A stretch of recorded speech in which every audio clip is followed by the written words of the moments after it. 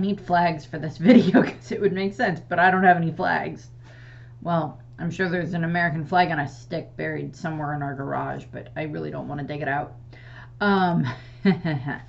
So, flags would be appropriate for this video, given the fact that it is about From Up on Poppy Hill, where signal flags are a very important thing in the story, but not anything I have. From Up on Poppy Hill is the 18th animated film that was released in Japan in regards to Studio Ghibli. It is directed by Goro Miyazaki, so it is directed by Miyazaki's son, and it was written by Hayao Miyazaki. So it is the first time they have kind of like officially worked together as like director and writer. I do believe that, I mean, like, Miyazaki is like, one of the heads of the studio and everything like that. So it's like he kind of gets like final say about certain things, but it's one where they're much closer working together than it would have been on Goro's previous directing attempts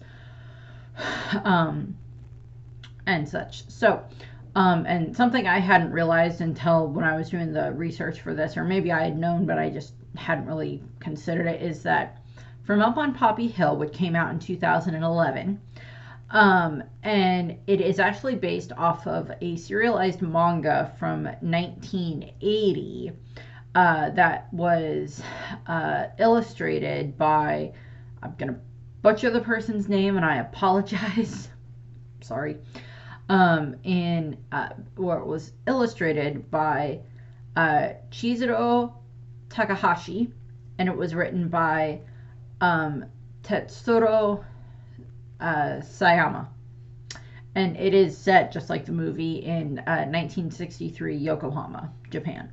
So, and again, this is one of the Studio Ghibli movies that just takes place in real life. There's not really any magical things going on. It's just like a real world thing. It's not, it's like Grave of the Fireflies, where there are like slightly quote-unquote magical sequences in Grave of the Fireflies, but it is based in realism. It's not based on fantasy where there's, talking cats that pop up and where there are, little gremlins that live in your forest and you make friends with them.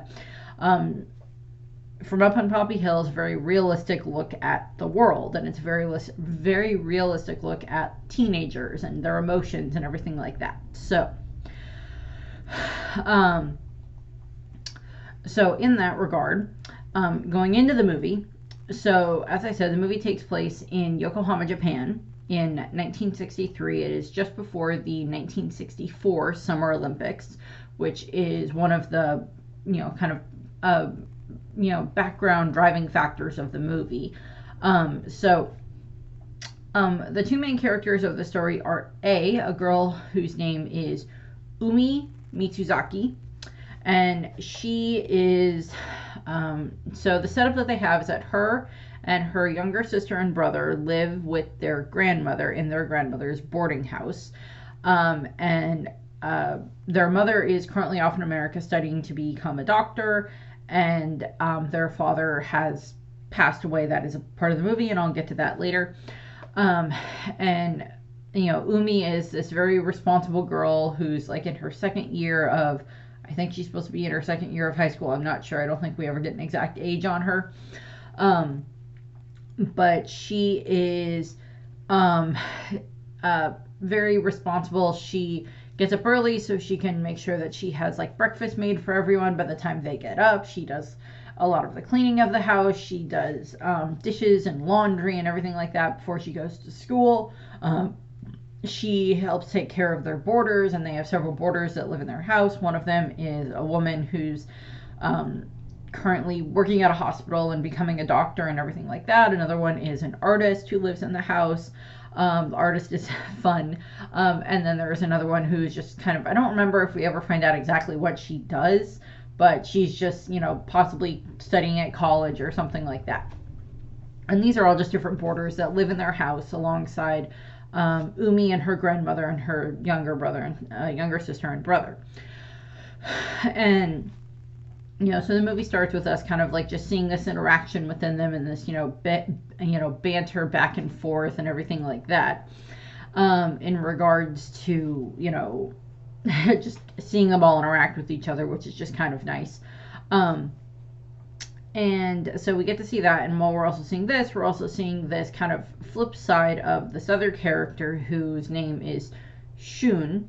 And he is this young boy that also goes to the same school that, you know, that Umi and her brother and sister go to. Or at the very least, the sister goes there. I think the brother goes there as well, but I'm not sure on that one. Um, the brother's name is Riku, and the sister's name is Sora. Um, and so we're introduced to Shun as well, and his father is actually a tugboat captain, and every day his dad, kind of, sails them across the harbor so that way his dad can do his job, and they drop him off at the other end of the harbor, drop Shun off at the other end of the harbor, and then he bikes to school. So we're getting these like two characters that we're introduced to in regards to how this works. It is stated that Shun is 17 years old, so I'm thinking Umi is supposed to be about the same age. And we see them going back and see them kind of just cutting back and forth between these two students and like how they start their day and everything like that. And we also see one of the things that Umi does at their house is that they have this. So their house is designed to be. So Umi is 16 years old, so that's what it is. I was like, it's in my notes somewhere. So it's Umi is 16, Shun is 17. So as I said, Umi and her siblings live in their grandmother's house, and it is this nice manor that's like built up on the top of this hill that's called Poppy Hill, and of course that's where the name of the movie comes from. And every morning she goes out and she raises signal flags on their flagpole, and we end up, later on we learn that the signal flags, that the message that those specific signal flags mean is I pray for safe voyages, or I pray for your safe return, that type of a thing. And what it is that it's Umi raises these flags every morning, and she ends up, she does this because her father had been a sailor, and he had been the captain of a ship during the Korean War, and his ship had been bombed and it sank, and they didn't find anybody, they didn't find his body, and Umi just, she still raises the flags with this prayer to just like make sure that her father finds his way home, type of a thing, which is something that gets talked about a bit later. So as I said, they have the different borders, they have just the various different borders that live with them and everything like that. And then, of course, we see, Sora, or we see Umi and Sora and everything heading off to school. And, like, Sora has made, or, Umi has made all of these lunches and everything like that. And we see, like, the sister kind of, like, slacking a bit in regards to, like, being late getting to breakfast, and she's like, I couldn't get my hair to lay right. And Sachiko, who is the artist, is like, but your hair looks like hair's supposed to. I love Sachiko. She's so good she's so funny in the show. And so we have like all these different like fun little characters in the house that are like kind of part of the family and everything. And that day at school, they're all getting to class and everything, and Umi ends up reading in the paper that they have, or they have this like Latin Quarter newspaper that is published by this, published as like a school newspaper from this like Latin Quarter clubhouse that is like this kind of old building that is kind of falling apart and is like really disgusting looking. Or is really old and shabby looking, not really disgusting looking on the outside, but on the inside it is. And we'll get to that because that's a big part of the plot as well.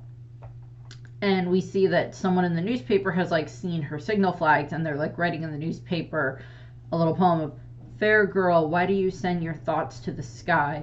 The wind carries them aloft to mingle with the crows. Trimmed with blue, your flags fly again today. And her friends are like, well, that has to be about you, because who else raises signal flags? And she's like, I guess it has to be about me and everything. And, at lunch that day, we see Umi interacting with her friends, and they're just like, oh, well, they're like complaining about each other's lunches, and then they're also like, complimenting Umi on her lunch and how nice it looks and everything. So like, it's not that hard to make a nice lunch. And then we see that like this noise starts coming from the clubhouse that's like right across from where they're all eating lunch out in the courtyard area or whatever. And we see, all of the guys from the Latin Quarter Clubhouse start like popping out of the windows and like getting signs ready and everything like that. And two of them are like up on the roof, and one of them is like right near the edge of the roof, like he's gonna like jump down. And then they have a bunch of other guys come out and like they lift the grate off of this, like, I don't know, rain catching area to like move aside. And they're like, they all start dropping signs about like, save our clubhouse and, different things like that. And everybody's just like watching as this is happening. It's like, what in the world is going on now? And the boy, Shun, jumps off, bounces out of a bush, lands in the water. And before he jumps, him and Umi actually kind of make eye contact and kind of have this like brief connection. And then he jumps and lands in the water. And Umi runs over and, to see that he's okay, and ends up like, kind of starting to help him out of the water. And they have like all of the photographers from like the school newspaper. They're like clicking away on their cameras, and like Shun like kind of smiles as he's like holding Umi's hand, and she's just like, no, like let's go. Like he falls back into the water, which is just kind of funny. And then she like hops back over and keeps eating her lunch, while the other guys come over and help get him out of the water. So we're seeing a lot of that. And then that day when she gets home from school, all of them are talking, and they're like, so some of the girls are even starting a fan club, and they're like, what's his name? She's like, Shun Kazuma, he's a live wire. And Sachiko is just like, so he's the electrician's son. She's like, I love Sachiko. And like, so we're getting more of this, interplay where it's just like kind of like Umi is the one that's making dinner, and we see her interacting with their grandmother a lot and everything like that. Like she goes and talks to the grandmother about like the way that the household is being run, and making sure that everything is ship shape, taking care of the boarders, helping with like the housekeeper that they have that comes and helps with the house as well, and everything like that. And the grandmother and her are just talking, and it ends up resulting in the grandmother ends up asking her if how she is like personally, like is everything that the grandmother is having her do is like it too much to put on her, like running the boarding house, taking care of everybody's breakfast and lunches, and always taking care of dinner, and so many other things like that. And like being the one that does so many things around the house, along with taking care of her own schoolwork and going to school and all of that stuff. Is that putting too much on Umi? And Umi is just like, no, I'm doing fine. We have so much help with the maid, and everybody else helps out at different points in time and all of that. And it's she's just she's very adamant that everything's okay and that it's not stuff making her schoolwork suffer. And the grandma just kind of looks at her, and she's like, the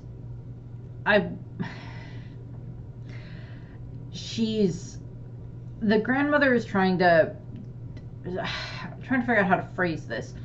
The grandma is worried that Umi is putting far too much of herself and taking care of so many other people, and not really taking care of herself necessarily, and not helping, not having as much of like her time as would be more healthy for like, I guess, a teenager. But then again, this is like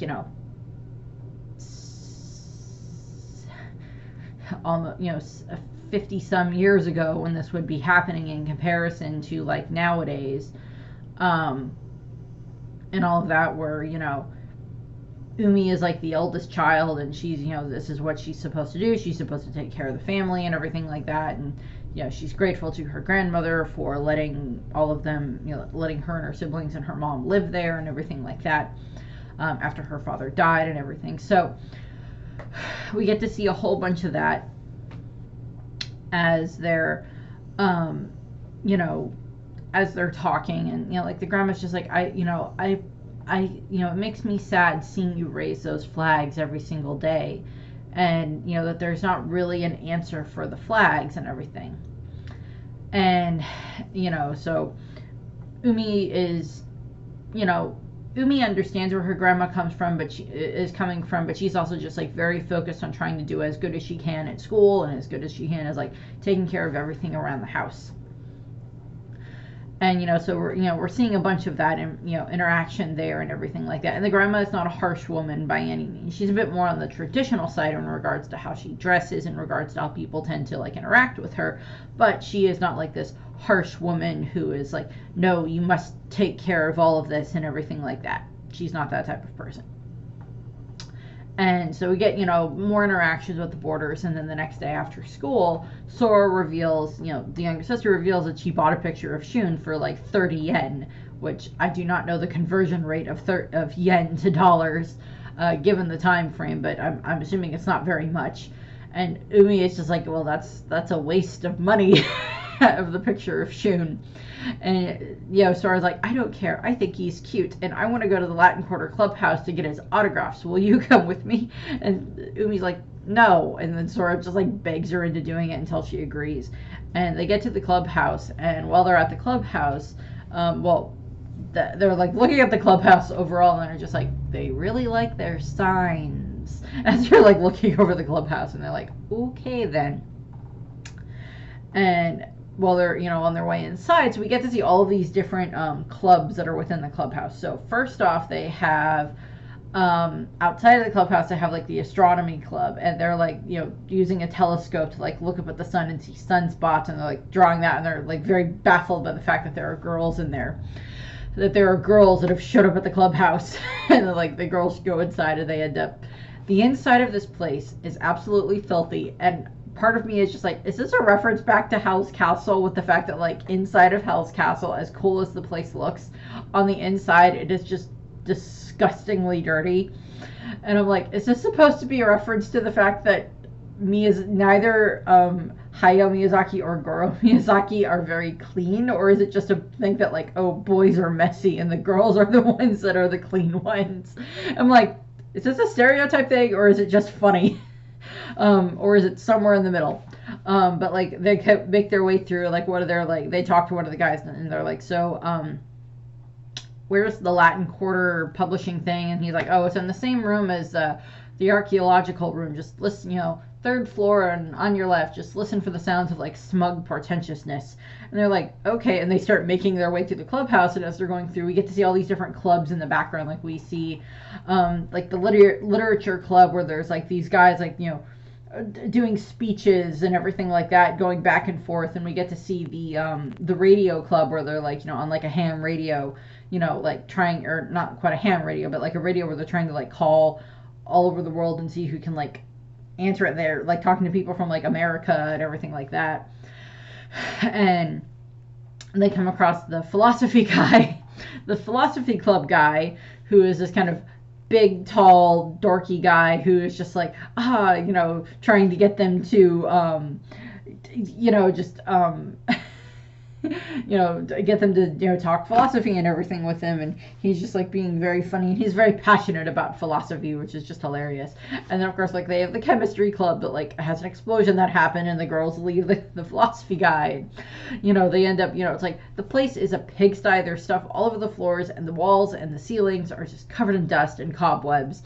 And they have like laundry lines across the building with like laundry hanging there. They have various signs all over the place, as I said. They had like bucket pulleys that they have to like send stuff back and forth from one area to the next, and everything like that. So it's just like this place has not been well taken care of for quite a while. So we're like getting to see all of that, and they start making their way through to where they end up finding the archaeology club / the Latin Quarter weekly office. And they get inside, and on the floor they have like the two little archaeology guys who are like talking to each other, and they're like, how can we make archaeology cool again? And they're like, we can't. And like, so like they're in the background the whole time, like just talking to each other, as Umi and Sora start talking to the guys that are part of the newspaper. And one is Shun. Shun is the main one, And then his best friend is also there, and he is a member of the club as well, of the publishing, of the newspaper publishing, and I am blanking on what the guy's name is. What is his name? Hold on. I was trying to remember the guy's name. Why can't I remember the guy's name? I don't remember, but like he's kind of this much more smooth talking guy than like what, Shun is. And, Sora is just like, I came for your autograph, and they're just like, okay. And like, so Shun signs the autograph, and he's got like bandages on his finger, and they're like, and Umi's like, are you okay? And he's like, oh no, this isn't from the fall. I cut myself shaving. And we hear Sora in the background, he shaves, which is just adorable. Now, on the bonus features for this, they do interviews with, the directors and everything. And he's like, yeah, there's some stuff in this where we added in a few extra jokes here and there. When, like, you're not actually looking at a character, you might still hear their voice, even if it's not something that was there in the original movie, just to add a little bit more flavor to it. And I'm pretty sure there's, like, some extra little bits in the background that get added. Like, if a character's off screen, you can hear, like, a reaction from them for, like, a funny thing that they say. Some of it was, like, there anyway, because, like, Ghibli movies are usually filled with a lot of, like, funny lines in them as well. But this is just like to add a little bit more to it, just to make it a little bit funnier. So we have like them interacting, Sora and Umi interacting with Shun and his friend. For some reason I cannot remember his name. And they're talking, and he's like, oh, the friend is like, oh, well, hold on, let me see. I should have the friend's name listed here somewhere. Hold on. Shiro...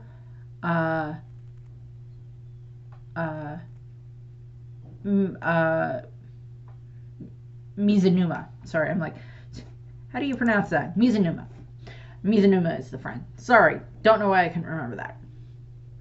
And so he's like, oh, so, and like he explains that they have these like fake tests that they develop for like the newspaper that they can put in the newspaper, so that way the students can like take this fake test to see like how they might do on a real test in regards to like based on a certain teacher or different things like that. So they do that, and it's not cheating because they don't actually have all the answers, or they don't know what questions are going to be on the quiz, but they know like based off of like they have like a whole bunch of like old quizzes and old tests that they have where they have the results for them and like what answers people put, and then they're able to like make mock tests. So I like how they're doing that. And via discussion of things, Umi actually ends up getting roped into helping at the newspaper because they're like, hey, can you do like stencils, as in like stenciling out, on the, printer thing that they would use for how they, would print the ink onto the paper. How good are you at stenciling? And she's like, Sora's like, oh, Umi's really good at that. So Sora just like throws Umi under the bus at that point in time. And so Sora heads home, or Minazuma, escorts Sora out of the building so she can get home safe and won't get ambushed by the philosopher again. And then Umi stays for a little while, and she's like, cutting, doing the stenciling on the thing while Shun is standing there like screen printing the newspaper and getting that all done. And then it's, at 6, they're supposed to have like a big club meeting to work on discussing like the next setup for what they're going to do next in regards to like their next plan of attack. Because like what is happening is the reason they're protesting the building, their clubhouse being knocked down, is because the school board has decided that they are going to knock down the clubhouse to make way for a new student center that will be much more up to date and much more in line with like trying to keep things, moving forward because of the Olympics and everything like that, to make it look better. So they're kind of, going through that. And, so Umi kind of ends up actually is running late, so she then has to like leave really quick and like hurry home and get started on dinner, and she's like getting started a little bit late. And Sachiko comes in, and like Sora's like, can you help me with cutting vegetables? And she's like, yep. And they start getting, so Sachiko is starting to help and everything like that. And then Umi's like, oh no, I don't have any like meat or pork or anything like that she can like use in the soup or use for dinner. So she runs and she tries to get either Riku, the brother, or Sora to go down and go get stuff from the butcher, and neither of them will do it. So then Umi has to then like run out, and she ends up, she's like runs to Sachiko, who's in the kitchen like cutting up potatoes, and she's like, do the rice in blah blah blah minutes, and Sachiko's like, rice and chopping and rice. She's just like trying to keep track of everything she's supposed to do to help. But I mean, like, the boarders help with stuff as well. Like, the boarders help with laundry, and the boarders help with cooking and stuff like that as well. But it's generally Umi is the main one that's like taking charge of those situations for the majority of things. So then Umi has to then like is getting like rushes out of the house, and she's getting ready to rush down the hill. And actually, what ends up happening is Shun drives by on his bike, and he stops, and she's like, he's like, are you going down the hill? And she's like, yeah, I need to get to the butcher. And he's like, well, hop on the back. And he's like, don't worry, I can brake just fine with like 3 fingers on his hand. And she's like, okay. And she gets on the bike, and they start riding down the hill, and she's kind of riding side saddle on the bike. And as they're riding down the hill, she ends up asking him, did you get the rest of the quizzes printed? And he's like, no, not yet, I'll finish it tomorrow morning. She's like, how'd the meeting go? And he's just like, it was fine, but I had to leave because I live across town and everything, and I have to get home. And she's like, okay. And she tries to ask him about the poem that was in the newspaper, but she doesn't quite get that far as they're like racing down the hill down to the butcher. They get to the butcher, and she's getting pork or whatever it is, and the butcher is like really nice to her because like she goes there a lot and everything like that. So they're he's gives her a little bit extra and everything like that. And Shun gets like a snack for himself because he's like, I gotta bike across town, so I gotta get going. And then has a snack, and he like gives me one, and then she like eats that as she's walking back up the hill back to the house, and everything. So the next day, Umi ends up having to go into Sachiko's room to check on her because Sachiko didn't come down to lunch or didn't come down to breakfast or whatever, and she's looking around Sachiko's room and like checking on Sachiko, and she ends up seeing this beautiful painting that Sachiko did, which again, it's like, Ghibli is very good at doing these like beautiful paintings in the movie. Like the one that's in Kiki's Delivery Service is the main one that you tend to think of when it's like paintings from Ghibli. Not that there aren't like other ones that pop up in different movies, but that's the main one where there's like this moment centered on the painting. And in this case, there's this moment where it's like centered on the painting here, and it is a beautiful painting, as Umi states. And Sachiko is like waking up, and she's like, yeah, the colors are all wrong when I paint at night. And she's like kind of just like really tired. And Umi is like looking at the painting, and in the bottom corner of the painting there is this little tugboat with like signal flags on it that are very similar to the ones that Umi has, that she keeps putting up every morning for her father. And she's like, I've never seen that tugboat before. And Sachiko is like, yeah, it comes by almost every day, but like you can't see it from the garden. And she's like, I think it sounds crazy, but I think it's actually an answer to your flags. And Umi's kind of like, wow, I guess, and everything. So like Umi's kind of like amazed by that. And then she gets to school, running a little bit late, and her and Shun are like running through the halls and everything like that, as they're trying to get to class. And they're like, hey, blah blah blah blah blah. Did you get the mock test in? And he's like, yep, all finished, and all that fun stuff. And she's like, I wouldn't mind helping again. And he's like, well, that'd be great, but you might have to come by tomorrow because today we're gonna have like this big school debate about the clubhouse and everything. He's like, I wish you would come. And she's like, I would like to too, but I have other stuff I have to do. And that she wanted to ask him again about like the poem, but she didn't get the chance. So they get sent, they get to their classrooms and everything. And after school, Sora and some of the other girls are going to the debate to hear it out, and Umi starts walking home, and she gets to like the fish catcher, and she's gonna get some fish from him, but she's like kind of like runs back to the school, and she's like, can I pick those up later? And he's like, wait, how much later? She's like running off, and she gets back to the school in time to see that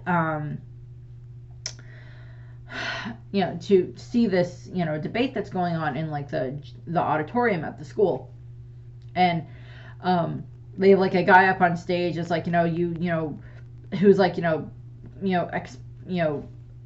saying that they need this new student center, that they need this place shut down, that that the building should be destroyed, and blah blah blah blah blah, and like all this other stuff of just like, so many students already say that we should get rid of it and everything like that, blah blah blah blah blah, and like all this other stuff.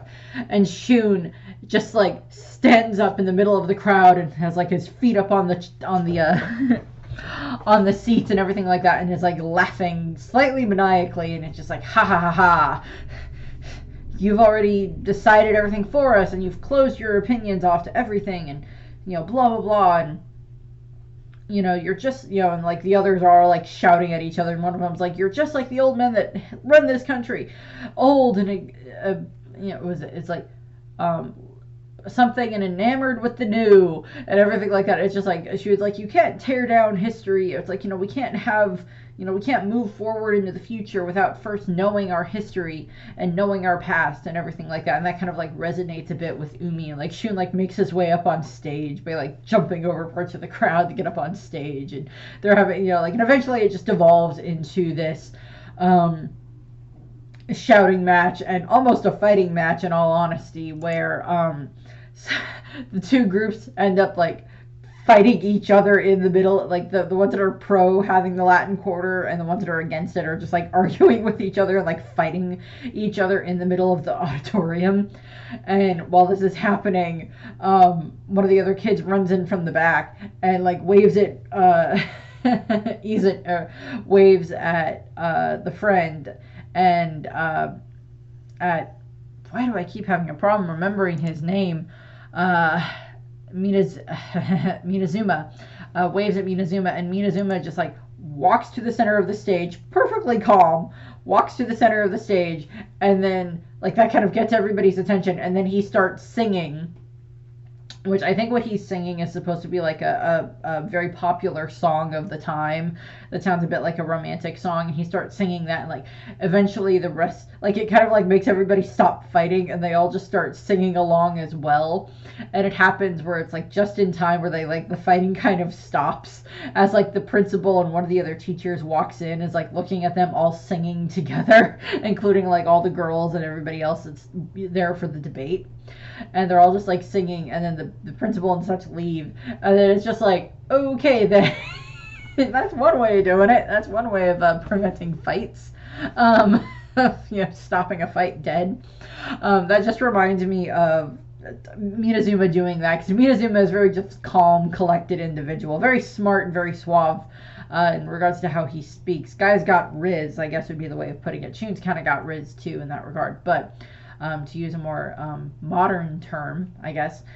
Did Riz die? Is Riz still around? I think it's still around. I don't know. But what happens is, it's like that scene itself just kind of reminds me of the scene in Brave, which my mom and I just watched Brave very recently, where all of the different clans are like fighting in the middle of the hall of the castle, and then Eleanor just like walks through calmly, and like everybody stops fighting, and she's able to like get everything back under control and everything. So it's just like, I love it how that happens. It's just like, it's very similar to that, where like Izanuma is just able to just like calm everybody down. And after the debate, Umi and Shun end up talking a bit, and they end up having this like nice conversation where she's just like, well, maybe if you ended up like cleaning up the clubhouse and making it look better, and maybe having some girls involved in the clubhouse, maybe that would make it better.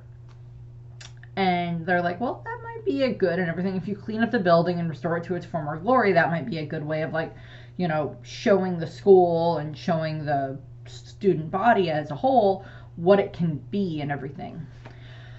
And maybe convince the board that it doesn't need to be destroyed. So it's like they're talking like that. And what ends up happening is, they're talking about that. And what ends up happening is, after, they're like, I think that would be a good idea. And Shun's like, yeah, that would be great. And like Shun heads off, and like Umi's like waving at him, and then she's like, oh no, I forgot the fish. And then she has to like run to go get the fish to get back home. And then like that night they're having, you know, that night they have Sora is telling Mickey, who is the one that's training to be a doctor, that, it's like, this is what happened and everything like that. And he just, Mr. Minazuma made like everybody stop, made everybody stop fighting and everything like that, just as the principal walked in and all this other stuff, and how that went. Nikki's like, yeah, he's actually a little brother of like of a classmate of mine. And they're like, so what did his brother do? And she's like, no, his sister is like an astrophysicist. And it's just like, oh, that's where it comes from. So it's just like, no, his sister is the badass one. I'm like, yeah, I think he copied some of that from his sister, which is quite fine in my opinion. And so they're just like, well, why don't we invite a bunch of them to your graduation party, because Mickey's, she's moving out of the house, she's moving out of the boarding house, and she's, graduating, I guess, from, is like going to be fully a doctor at this point in time and everything. She's finished like her residency or whatever the case might be. And they're like, well, why don't we invite some of the boys to this? And they're like, well, which boys? And she's like, the really cute ones. And they get, they're all just like, okay, well, let's go, let's plan that. And, they do invite Shun and Minazuma and everything like that to the party, along with, like, some other people that were probably other classmates of Mickey's or just other friends of hers and such like that. And, of course, they're all at, the Borders and the family are all at the party and everything. And, they end up, just having a nice time talking. Like, Umi raises the flag again, and as she's raising the flag, that's when, some of them show up. When Shun shows up, and he's able to, like, read what the flags say.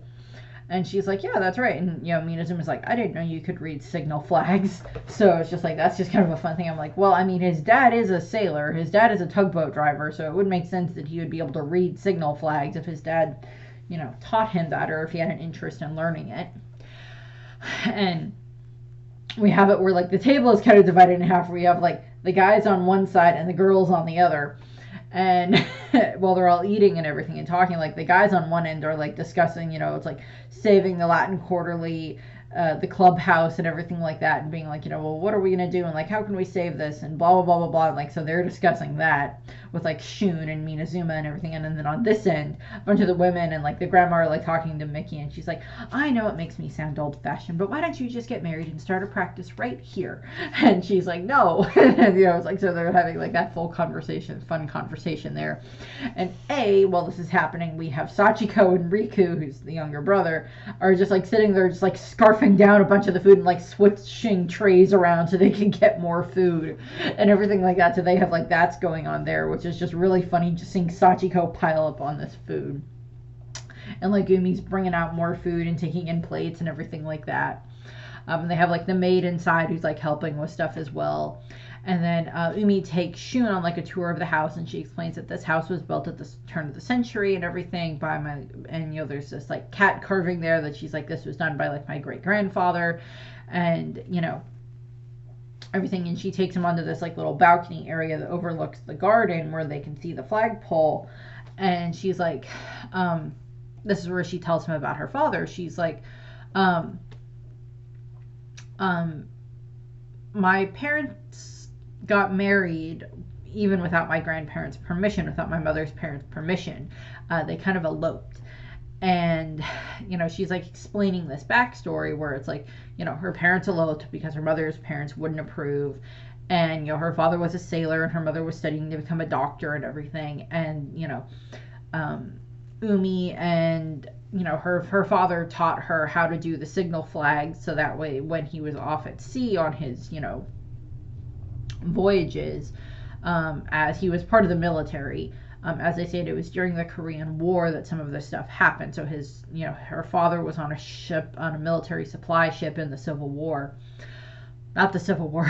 That was wrong. The Korean War. Excuse me, Korean War. And what ends up happening is, what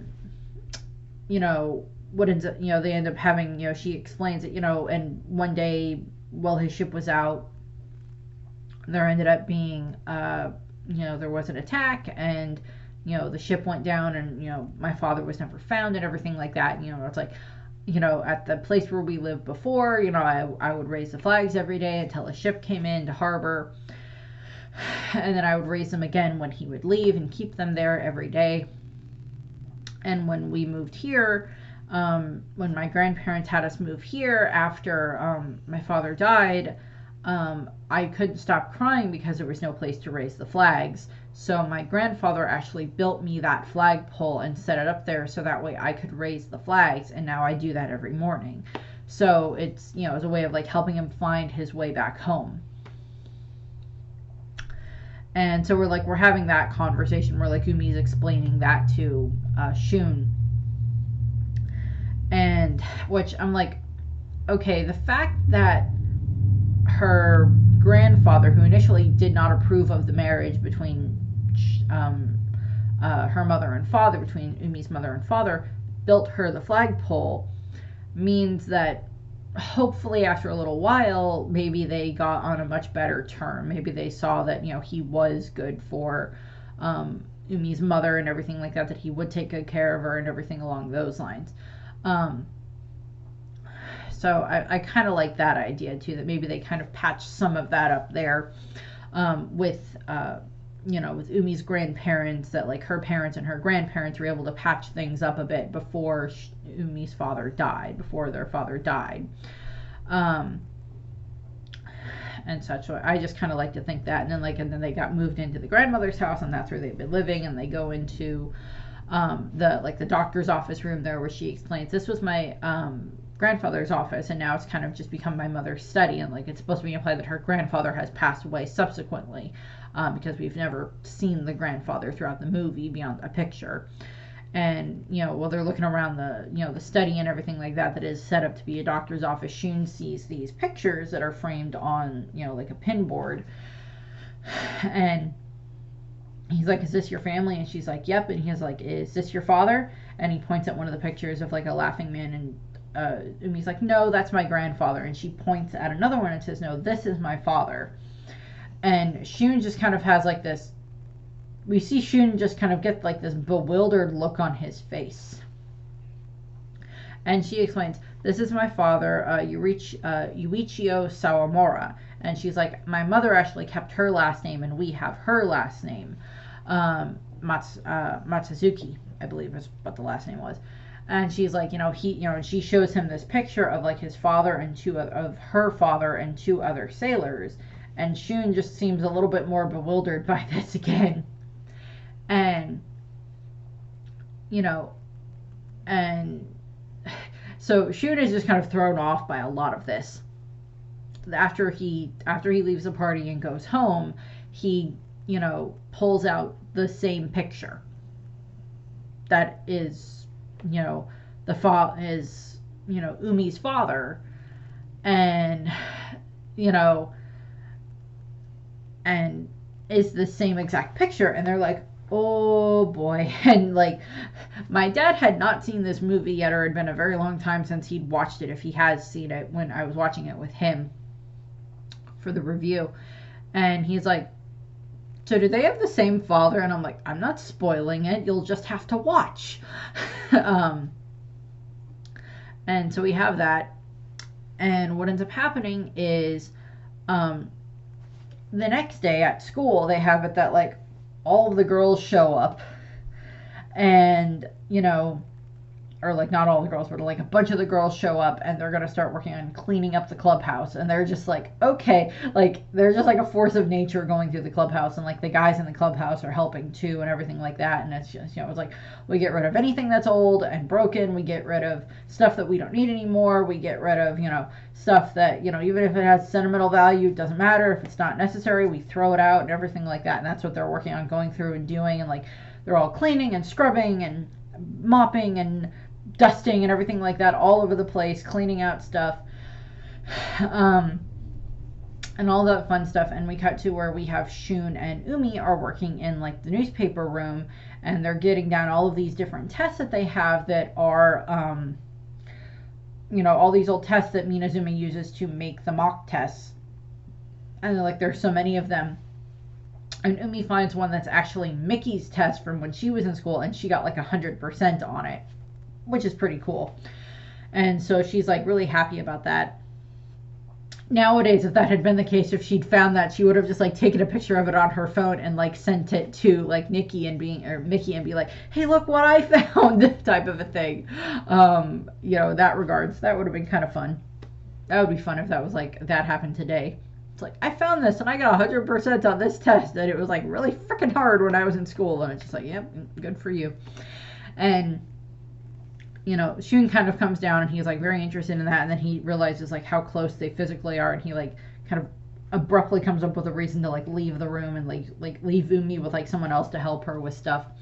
And he comes up with, goes to work on something else, and we see them doing a whole bunch of other stuff around the building and cleaning and just getting rid of stuff and everything like that. And all this other stuff, and it's like within a short amount of time they're making a lot of progress, and like we see the girls like kind of arguing with some of the other boys and everything like that, so that's just kind of fun. And what ends up happening is Umi ends up, she starts to notice that there's something a little off about Shun, and or that something seems to have made Shun a bit uncomfortable with being around her, and she's not sure why. And so that kind of throws her off a bit. And she sees, when she goes home, and she's still a little bit off that night. And what ends up happening is okay, so I'm trying to remember the order that this stuff happens in, to make sure that I have this that I'm getting everything in the correct order. Because there is a point in here where Umi has a dream, and I just want to make sure that I'm getting this in the correct order for how it happens. For like what happens, and then she has the dream, and then what happens next. What ends up happening next is that like on like the next day of school, Shun, on his way, when he's on his dad's tugboat and talking with him, he asks his father, so you said that Yuichiro Sawamura is my real father. And his father, his adopted father, as we find out, explains that it was like, we've been over this before. You are my son, and I am your father, and that is all that matters. And like your mother is your mother, type of thing. And it's just like, okay, good adoptive parenting. They actually have, Shun and his parents actually have like a very good relationship, because like his mother very much loves him, and his father very much, it's like regardless of whether or not I adopted you or not, you are my son, and I am the one that raised you and everything like that, and that is the way that this is.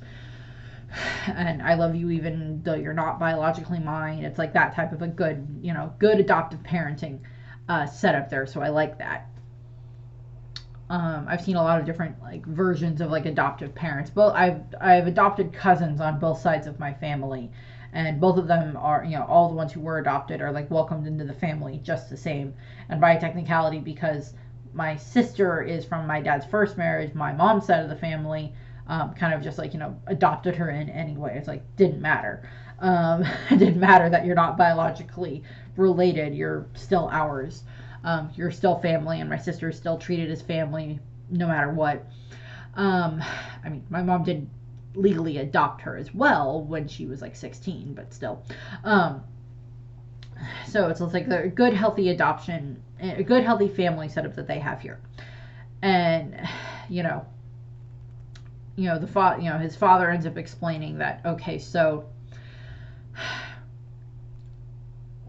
it's like, and this is like part of a story that like Shun has never heard before. It's like he's been told that he's adopted. He's been told that his father is Yuichiro Sawamura, but this part of the story is something he'd never heard before. And Shun's father explains that one day Yuichiro showed up at their house, and that they had recently lost their own child, and they were going through that. Yuichiro had shown up at their house with, little baby Shun in his hand, in his arms, and that, the woman who would become Shun's mother just literally grabbed him and had, literally had like developed this instant bond with him and had started nursing him right away, and set it up, that like Yuichiro had his like family register in his pocket, and like they set it up that Shun's parents adopted him like then and there, and like Shun even like checks with City Hall and everything, and like they raised Shun and everything just like he was their own and all of that. And that Yuichiro would still send money and still ask about them a lot, ask about Shun a lot and different things like that, and still wanted to keep up abreast, updated on him and everything like that. And so it's supposed to be implied that yes, Yuichiro Sawamura is Shun's biological father, is what they're supposed to be implying here, or at least that's what they are under the impression of. If you've seen this movie, I'm not giving you spoilers, you know what's going to happen. By the way, why are you watching these reviews of me half being able to remember the movie as opposed to going actually watching the movie? They're so much better if you watch them. And so Shun gets to school that day, and like we kind of have like this, again, kind of like this off day between him and Umi. And as like they keep cleaning the clubhouse and everything like that, and Umi gets to listen as she hears like all these other girls like kind of fawning over Shun and everything like that, as he's being really cool and stuff like that. So it's like we get to have those moments.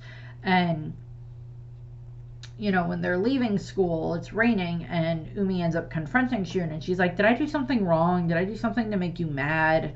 And he's like, as they're walking, he pulls out the picture and he shows it to her, and she's like, how do you have this picture? Because it's the same one that like she has. And he's like, that is Yuichiro Sawamura. That is my real father. And Umi is just befuddled by this, which is very accurate for the fact of what is going on. Very befuddled by what she just learned. And he's like, I even checked with City Hall. It is legally I am his and everything like that, or I was, he was my father and everything. And so they're having this conversation, and he's like, it's like a bad melodrama or Game of Thrones, if you want to go that direction with it, with like being in love with your half sibling or your full sibling in the case of Jaime and Cersei. Yeah. But it's this whole conversation where he's like, it's like a bad melodrama, and she's like, well, what are we supposed to do? And he's like, we go back to how it was before. We just be friends, and we forget about whatever these feelings are. And that's just the way that we have to do it. And so he heads home, and she gets home, and apparently like the rest of the night is very off for Umi. She ends up making like a very off dinner. Like it's not like it's a bad dinner, and like everybody else, like the rest of the boarders and Sora are just like, what happened? Why is everything so off and everything? And why is Umi so off? And like Umi goes to bed early and everything. And hi baby, you okay? Pets. And she's like, why'd you stop? Pet me more, mommy. Oh, you're fine. You'll get lots of snuggles later. And what ends up happening is, that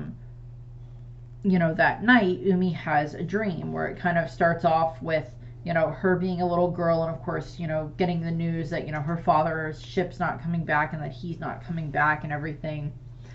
And like she kind of wakes up and she hears her mother's voice calling to her, and that kind of wakes her up, and she makes her way downstairs into the kitchen where she hears chopping, and she gets to the kitchen and it's her mother standing there, and her mother is like, good morning, Umi, and like, very happy and everything. And Umi's like, Mom, when did you get back from America? And she's like, oh, don't be silly, honey. I've been here all along. And then they hear, Umi, come and help me raise the flags. And Umi turns and she sees her dad. And he's like holding up the flags and everything, like the ones that she would always raise for him. And she like is looking at him, and she's like, Dad, you're here. And she like, and he says like, yeah, your flags helped me find my way back. And she just like runs at him and hugs him and everything, and he's just like holding her. This part of the movie always makes me tear up when I'm watching it, and I will try not to tear up right now. And so he's like holding her, and he's just like, my you've gotten so big, my brave girl, type of a thing. And side note, what this made me think of for a more recent thing of like father-daughter stuff that I've been watching recently is, of course, or dealing with, or seeing recently, not dealing with, but reading and watching is, of course, in One Piece right now, we are doing all of this stuff with Bonnie and Kuma and everything like that, with like this relationship being revealed and all this other stuff. And, this very good family dynamic and all of that. So it's like, it kind of made me think of that a little bit with like, with Kuma hugging Bonnie and all of that stuff, and like them, having that relationship, and like, Kuma did find his way back to Bonnie, in regards to like everything that's happening on Egghead, or depending on when this, how this lands when it goes up, what has happened on Egghead. So like with that, and like, Umi wakes up and she realizes that it was a dream, and she goes downstairs and she just gets back into her usual routine. She's still a little sad, but she's like, okay, I can get back to normal. I can get back to, how things were. And, so she gets back to working on breakfast. She gets back to, all the other raising the flags, which she never really stopped. She didn't stop doing that, but she like deals with that, and she gets back into her groove. She like, kind of pushes down the sadness type of a thing. And she keeps going. And at the school, they're still working on the clubhouse, and like we have it, that she goes and she talks to Shun at the newspaper to get more stuff for her to do, like the stenciling and everything like that. And like she makes the comment that Sora said she would cover for her, so Sora actually went home early to like help with like dinner and stuff like that, so Umi didn't have to do it. And so like Umi can like kind of because and part of that is, I think Sora is finally like, okay, maybe I need to start doing more around here to help, and there's too much that's on Umi right now, for various different reasons, and we get all these other interactions, in that, or all these other moments where we kind of see Sora stepping up a little bit more and taking a bit more responsibility for stuff. And so we have like that's going on, and Sora clearly has a crush on Minazuma, which is adorable. That's just so cute. And what ends up happening is, of course, Sora or Umi goes and she talks to Shun, and she gets more of the stencil stuff for the newspaper, and so she can do more of that. And like they kind of give off this impression that like they're kind of back to normal. Earlier they had also had this like obligatory weird bathroom sequence where they had Shun and Minazuma in the bathroom talking while they're doing their business, and it's just like, is everything okay with you and Umi? Everything's fine. Walks out of the room type of thing. It's just like, okay, why was that in here? But whatever. And Minazuma is very supportive of like Shun and Umi, of like them being together, and he ends up kind of trying to play wingman at various points in time, which is just kind of funny. And like, so as we kind of get to see all these other moments of like the students interacting with each other as like the girls are helping the boys fix up the building and everything. And we have this funny moment where the I think it's supposed to be one of Umi's friends, because like some of the guys that they met at the at Mickey's party actually kind of made donations to the Latin Quarterly, to the Latin Clubhouse, for getting it all built back up again. And so we get to see that with like them helping with that. And one of the girls, who I think is supposed to be Umi's friend, is like ends up like berating the philosophy guy because he can't figure out how to do plaster. So she's like, this is how you do it. And she like shows him how to like mix the plaster together perfectly, and then how to like get it up on the wall perfectly, in a perfect pattern. And he's just like, oh, you're beautiful. What? I mean, the wall is beautiful. And she's and it's like, so we have like that little funny little flirtation there going on. And then we get this little montage sequence where we have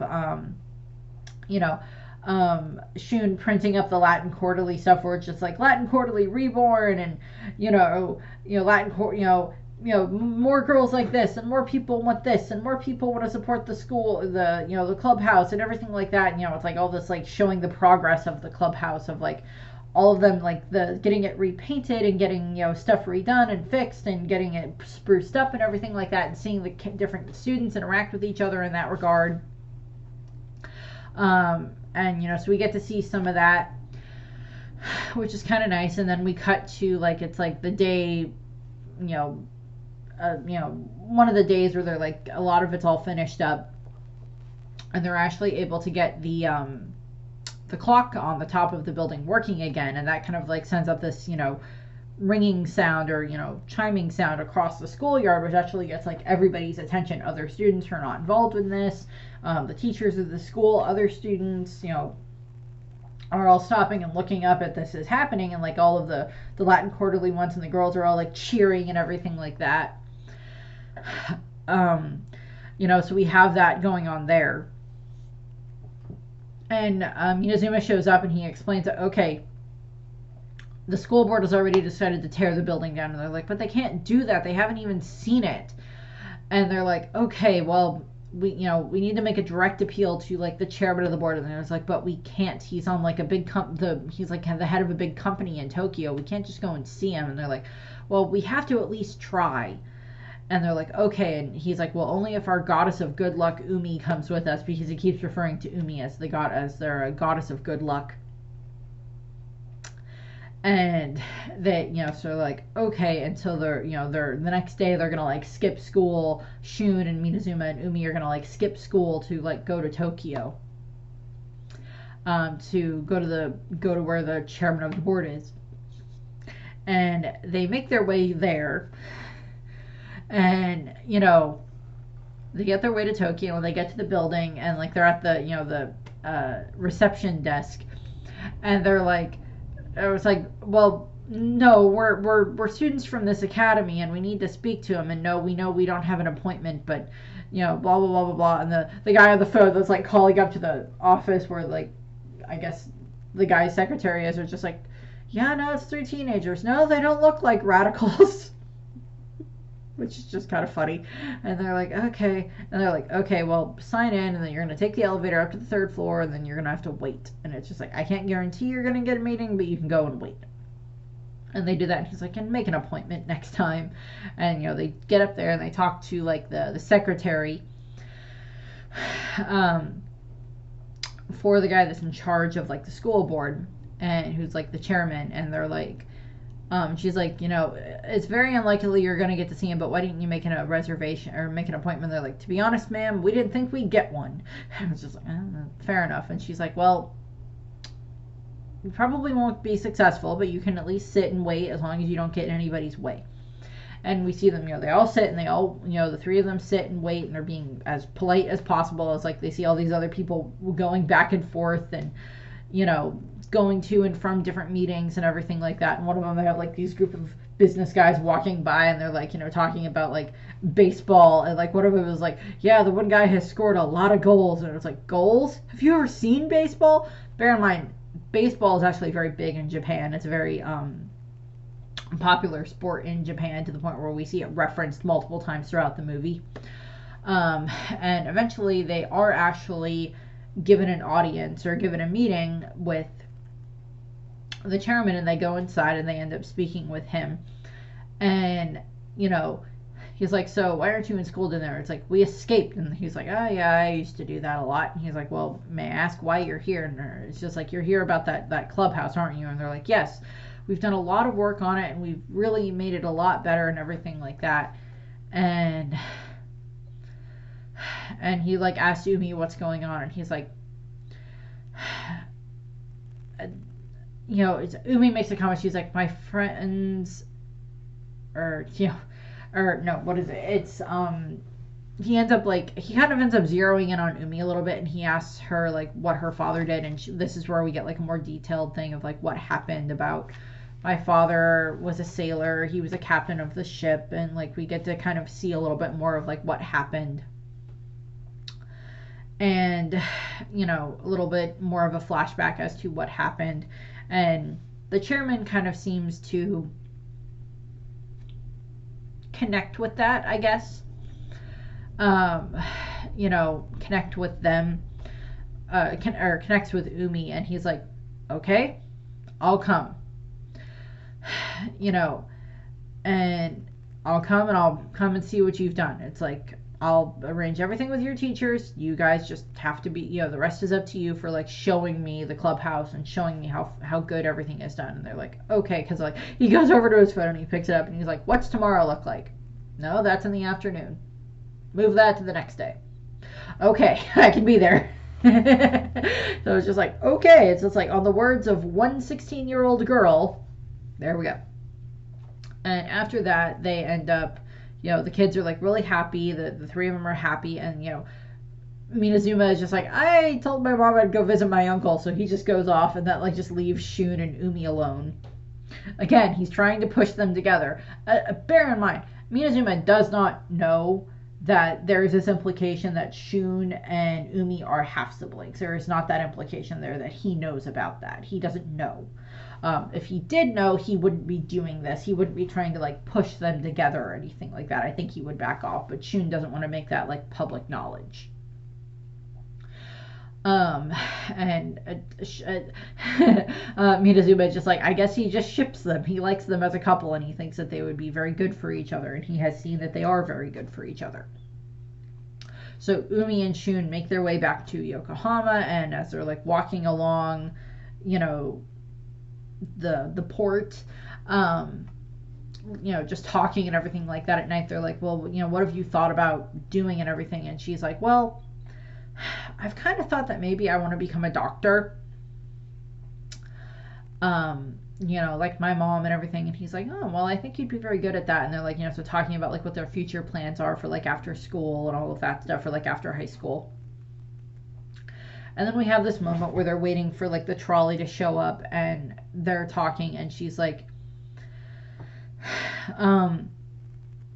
this is where she explains to him, it's like all the flags that I send up are the flags that I send up are for my father, and they say it's a prayer that says, I pray for your safe return. But what I think happened is because I know my father can't come back to me, and he knows it too, but that I think that he sent you to me instead. And and she's like, regardless of whatever this actually is, I need you to know that I do love you.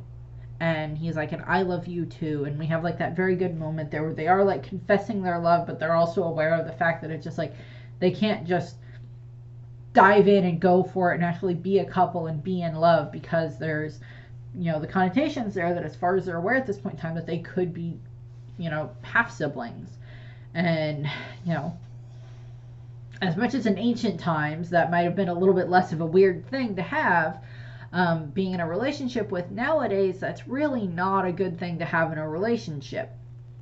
That's not a good relationship to have.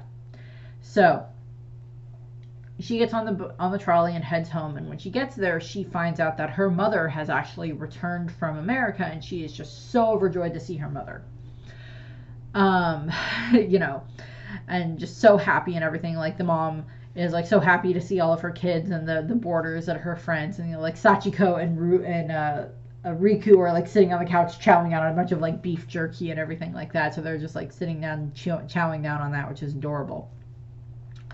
Later that night, Umi can't sleep, so she goes into her mother's office where her mother is unpacking, because her mom's can't sleep because she's still kind of on like America time.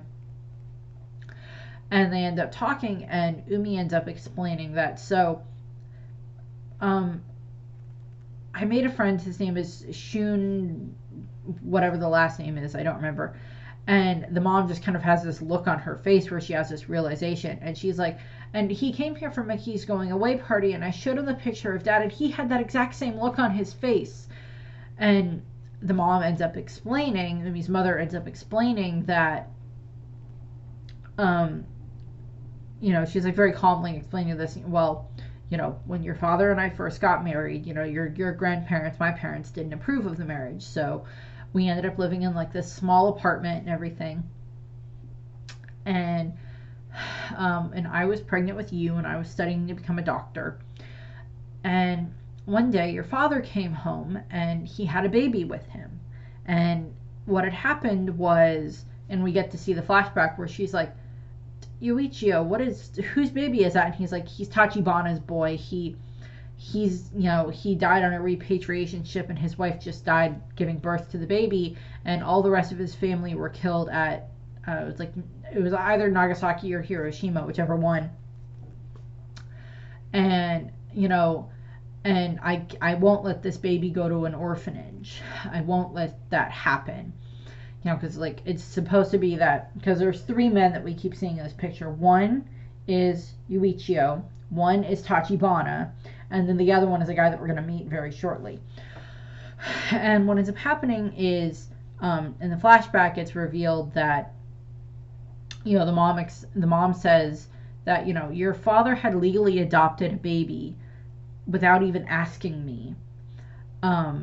And she's like, this is something that happened a lot, where it's just like, if the rest of the family is already dead and they don't want the baby going to their own orphanage, then that would happen. Then they could do that. And she's like, but I didn't think I'd be able to give the child the love and care that it needed.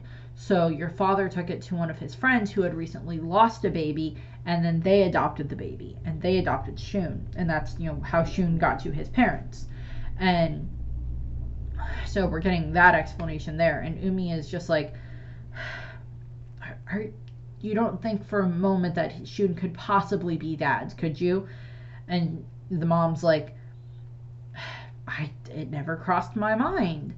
It's like, does he look like your father? And Umi's a bit like, yeah, he kind of does look like Dad. And she just starts crying, and like the mom like holds her in her arms and like is like comforting her, as Umi just gets to cry for like the first time. And like Umi, for the first time since all of this has started with Shun, is actually getting a point where she's allowed to let out her emotions and not have to like hide these facts. Or like, she couldn't go to her grandmother and ask her this, because her grandmother may not have known, and that would be something where like Umi's mother would not have told her mother about it, would not have told Umi's grandmother about this, because it would possibly imply that her father had been unfaithful, which is kind of what's implied for the first part of this setup. And she wouldn't want to do that and like maybe degrade her father's name in that regard. And now she's kind of learned the truth in this regard.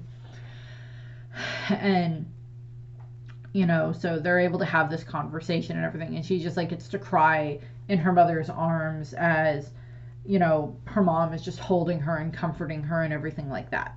The next day, the mom is the one that's in the kitchen taking care of everything, and Umi and Sora get to head off to school. And we get to where the chairman arrives for his, where the chairman arrives for this, moment where he's going to get to come and see the clubhouse and everything. And we have this. And what ends up happening is he's like looking around, and we get like this other comparison shot where you get to see like the clubhouse much better looking than it had been at the beginning of the movie, and more inside shot of like how much better it looks in a lot of regards. And like it's just filled with all of the like the Latin Quarter members, along with all of the girls that have helped with getting everything cleaned up and back in order and everything. And as he's walking around, he's like talking, like he asked the astronomy club, like, have you any discoveries? And they're like, the sun is very, very old and our lives are very, very short. No discoveries so far, sir. And he's like, an honest answer. And he's like walking around, and he goes and he makes his way to the philosophy guy. And he's like, well, don't you think you could benefit from like a nice clubhouse, or like a much better student center and a much better place for your like junior members? And the philosophy guy is like, mankind has complicated every single gift of the gods. And he's like, and the guy, the chairman, is just kind of laughing at that, because he's just like quoting Diogenes, and he just starts laughing at this. Very impressed. And like they have this whole other moments where he's like interacting with some of these other groups of students, and then the students in there then start singing. And again, I don't know the song. It might be like the school song. It might be like a song that is like another popular song at the time. So they're having those moments where they're singing. And while this is happening, someone has run in, because after Umi and her runs in and gives a note to Shun, because earlier, after the girls had left for school, Umi's mother had gone and had called up Shun's father, and they met and they talked. And it's probably like the first time that they've ever met, in all honesty. And they talk. They like meet at this like little restaurant and they talk. And then Shun's father has, called him at the school and is like talking to Shun over the phone, because like Shun has to like rush out of the building and go and talk to his father over the phone. And he's like, Shun, I found the third man that's in that photograph. You have to come here now. His ship leaves at like 4 o'clock, and it's like 3 something or other at this point in time. So he is like rushed to the harbor. And so Shun runs back into the building. And while that's happening, the chairman makes the announcement that he is going to cancel the demolition of the Latin Quarter clubhouse. And he's like, and I'm going to have to find like a new place to put the student center. So they're all just like screaming and shouting and celebrating and everything like that. And, Umi is given praise for being their goddess of good luck and everything like that. So they're just like all happy about this and everything. And Shun runs in and grabs Umi, and he is just like, this is what's going on, and we have to get to the harbor. And she's like, okay. And like they run out of the building, and Minazuma goes up to the chairman, and he's just like, thank you for this, and Umi and Shun would love to celebrate more with us, but they had to like rush off to go deal with urgent matters. And the chairman's just like, yeah, or urgent matters. I think even the chairman kind of likes the two of them together there, which is just kind of adorable. So as we watch this, Shun and Umi are having to rush their way to the harbor through various modes of transportation, and they get to the harbor and to a tugboat that'll take them out to the ship, where on like the military ship where the captain is, where the guy is. It's like the third person in the photograph. And they get there, and they have this moment where like Shun jumps onto like the lowering ramp or the lowering stairs that they have, and then helps catch Umi as she jumps on, gets up there. And they end up talking to this man whose name is Yoshio Onodera. I apologize if I mispronounced that. I probably did. Japanese names are not my expertise. And why I apologize most times in these videos when I mispronounce them if they're not ones that I've heard enough. And he's like talking to them, and he's like, so, you're Tachibana's boy, and you must be Sawamura's daughter. Both fine-looking youngsters. It's Shun, right? Your father was Hiroshi Tachibana. And he's showing them this picture that is of like all of them, like they were in like, I guess, basic training. And he's like, front row, fourth from the right. You can see Sawamura next to him.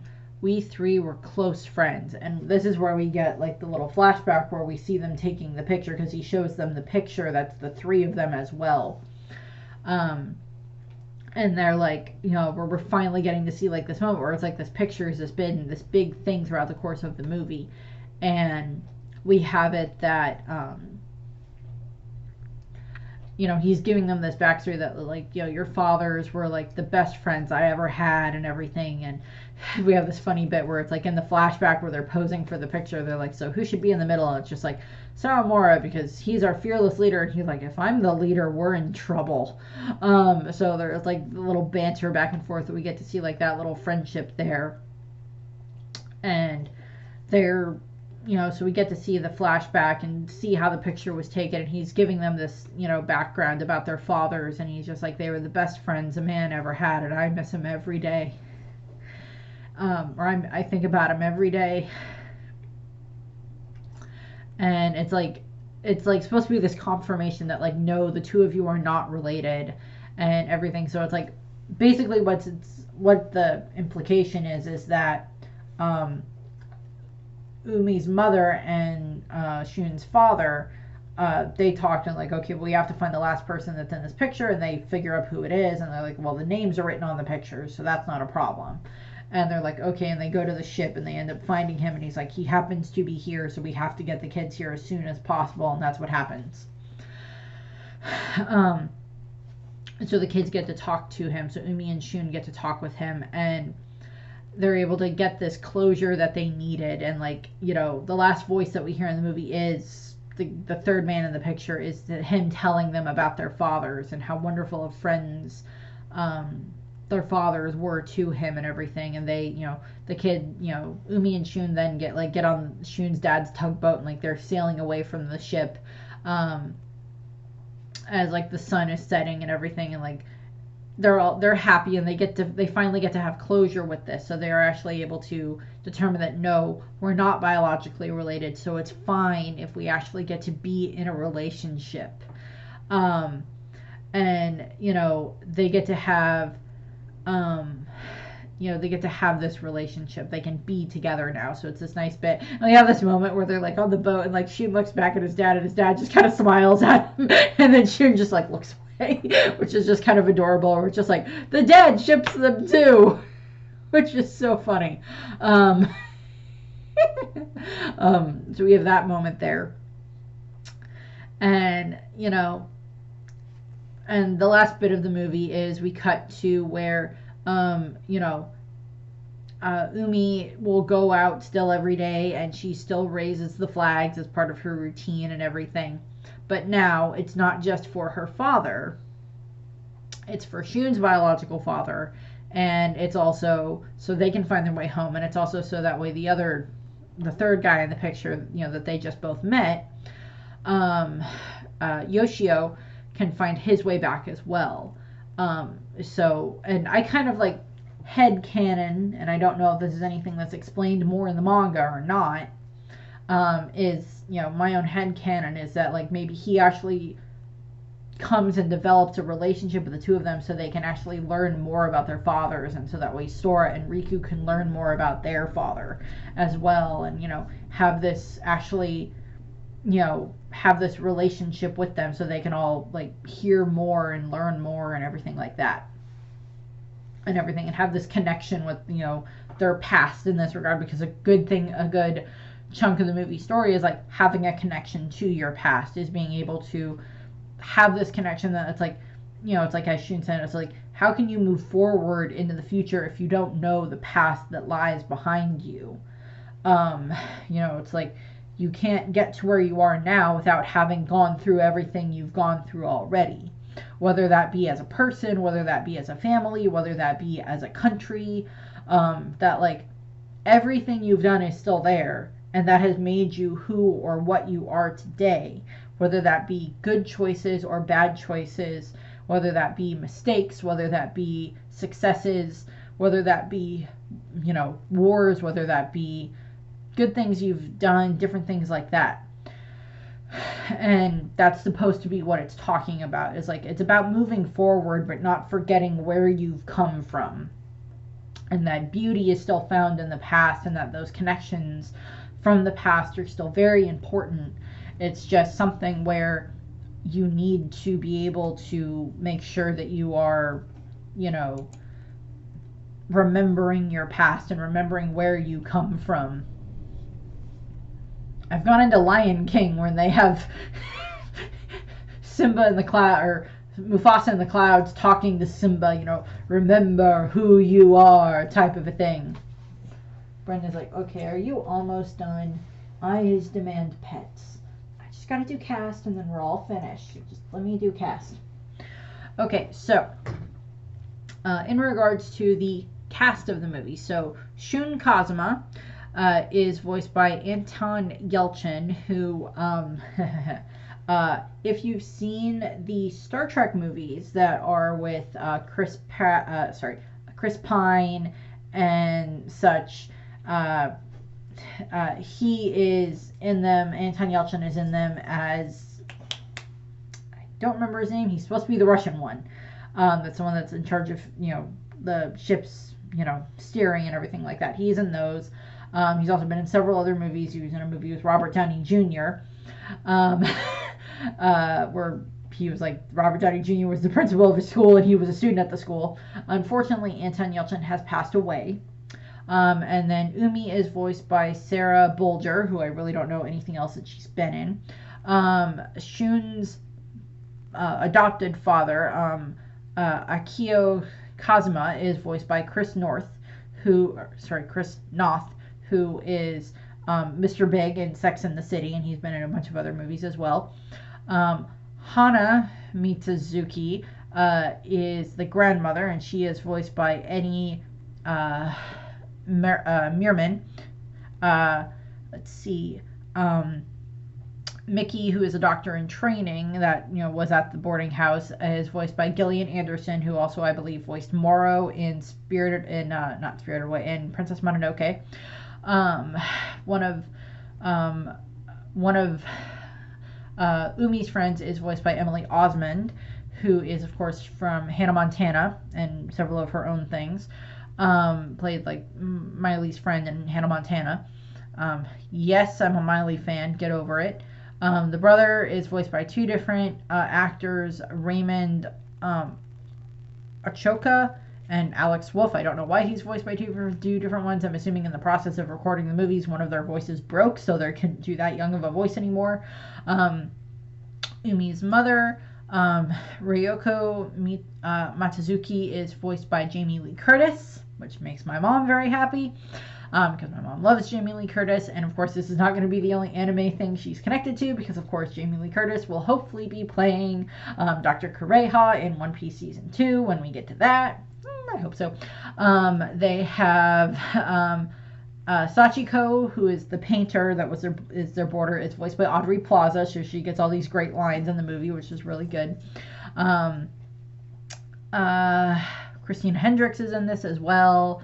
Beau Bridges plays the chairman, who's like the guy that's the head of the board and everything like that comes to the school and like approves of them keeping the clubhouse. His daughter is also in the movie as I think another one of the students. And then the other one that I wanted to point out in this is that the guy that plays the philosophy club president in the English dub is actually Ron Howard, which I did not know until I saw the behind the scenes thing. Is voiced by Ron Howard, who is of course Opie from the Andy Griffith Show, and of course is from Happy Days, and of course is his own the wonderful director in his own right and everything, and is an amazing actor. And yes, and stop making noises. I'm almost finished. She's like, go faster, mommy. So I just great voice casting in this, just like this happens with most movies. This is one of the ones that was not dubbed by Disney, because I think Disney had like a contract with Studio Ghibli for like a good chunk of time to dub their movies, and they did that for a lot of the early ones that they had already had out up until I don't know when was the last one that they did. I don't know if the last one Disney did for voicing was for English dubbing was like Ponyo, or if it was like, I don't think it was Secret World of Arietti. I think that one was done by this studio as well. GKIDS took over and has subsequently done all the rest of them. But I don't remember exactly where that shift happened, and it's like, I guess the contract expired and they didn't want to renew it, so they moved on to this other company. So I did want to address that in one of these. So that's what I have. I thank you for watching. I hope you enjoyed the video, and I hope you have a nice rest of your day. Bye!